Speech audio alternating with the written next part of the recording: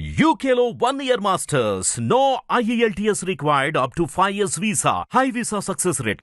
ఎన్టీఆర్ హయాంలోనే తెలుగు కవులకు భాషా సాహిత్యాలకు వెలుగు వచ్చిందని NTR literature committee chairman టిడి Janardhan పేర్కొన్నారు.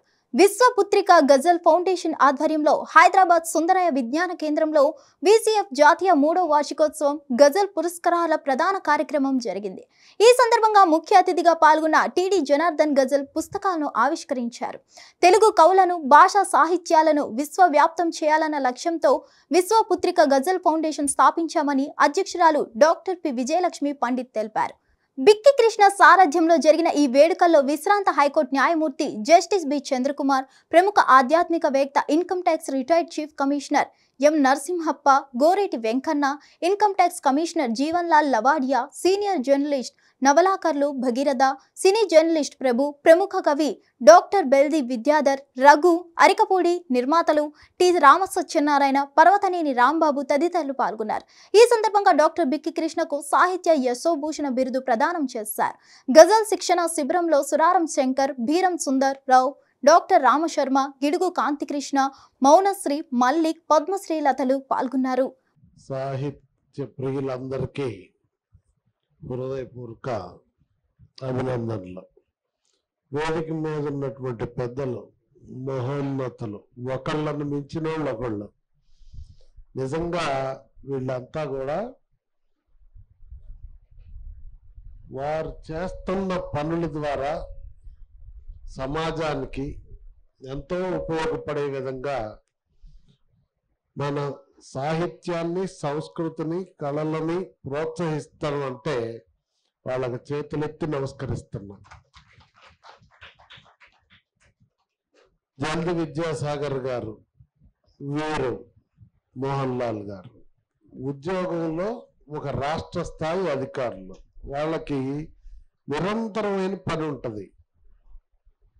అవైనా ఇలాంటి మన సంస్కృతి గురించి వాళ్ళు వచ్చి చేయటాన్ని చాలా అభినందిస్తారు. ఎంతమంది ఉన్నారు అధికారులు, ఎంతమంది ప్రోత్సహిస్తున్నారు మన సాహిత్యాన్ని, కళల్ని, సంస్కృతిని.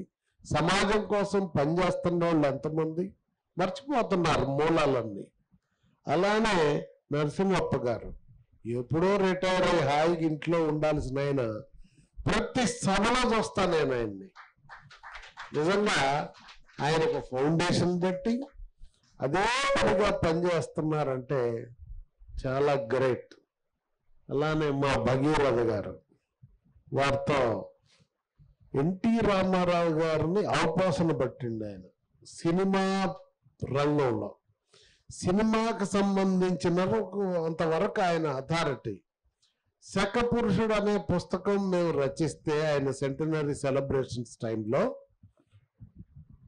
సినిమా రంగం అంతా ఆయన రాశాడు, రాజకీయ రంగం అంతా పోలా విక్రమ్ గారు రాశారు. దాని ఇన్స్పిరేషన్తో ఆయన మళ్ళా ఇప్పుడు ఎన్టీ రామారావు గారి అంతరంగం, రామారావు గారు ఇచ్చిన ఇంటర్వ్యూలన్నింటినీ కూడా సినిమా రంగంలో సంకలనం చేసి వీటన్నింటినీ నేను పుస్తక రూపంలో తీసుకురాదలిచాను అని చెప్పారు. నిజంగా ఇది చిన్న విషయం అండి. ఎక్కడ ఒక ప్లేస్లో ఎప్పుడో 1950 నుంచి ఉన్నటువంటి సమాచారం ఒక ప్లేస్లోకి తీసుకురావటం అంటే ఎంత కష్టమైన పని, ఎంత సమయం వెచ్చించి ఆ వయసులో ఆయనకి పని చేస్తూ ఉంటే స్టంట్ అవ్వాల్సి వచ్చింది. చివరి ఆ పుస్తకం కంప్లీట్ అవుతుంటే అయినా సరే 10 రోజులు రెస్ట్ తీసుకొని వెంటనే మరలా కార్యక్రమంలో విజృంభించి పూర్తి చేశారు. నేను వాటన్నింటినీ 5,000 కాపీలు వేయించాను. ఇప్పటికీ 10,000 వేయాలని అంచనా వేస్తున్నాం. తారక రామం అనే పేరు పెట్టి ఆ పుస్తకాన్ని ఇప్పుడు తీసుకురాదలిచాం. త్వరలో రిలీజ్ పెడతాం. శకపురుషుడు అప్పుడు ఎట్లయితే కైతలాపూర్ గ్రౌండ్స్ లో 50,000 మందితో సినీ కుటుంబాలన్నింటినీ కలిపి చేశామో, రాజకీయ రంగంలో కూడా కమ్యూనిస్టుల్ని, బీజేపీని కలిపి ఒక వేదిక మీద కూర్చోబెట్టింది అన్న ఎన్టీ రామారావు గారి చరిత్రలో. మళ్ళా ఆయన యొక్క 100 సంవత్సరాల పండుగ సందర్భంగా ఆ రోజు సిపిఎం ఏచూరి గారిని, సిపిఐ రాజా గారిని, దత్తాత్రేయ గారిని ఒకే వేదిక మీద పెట్టి, అలానే అన్నగారి కుటుంబం మొత్తం వారసులు 57 మంది, అక్కినేని కుటుంబం, కృష్ణ గారి కుటుంబం, రామానాయుడు గారి కుటుంబం, చిరంజీవి గారి కుటుంబం, మిగిలిన ఈ తరం తారాగణం మొత్తం దాదాపు 300 మందిని వేదిక మీదకి తీసుకొని వచ్చి ఒకే వేదిక మీద అన్నగారు ఔన్నత్యానికి తగిన విధంగా కార్యక్రమం నిర్వహించడం జరిగింది. అలాంటి కార్యక్రమానికి దోహదపడే విధంగా పుస్తకం రాసిన మా భగీరథ గారు. రేపు మళ్ళా రాబోతున్నాం, దాన్ని చేస్తాం. మీ అందరికి కూడా ఆహ్వానిస్తాం. హిట్ టీవీ యాప్ ని డౌన్లోడ్ చేసుకోండి. ఇందులో short news, live news, entertainment movies అన్ని అవైలబుల్ గా ఉన్నాయి.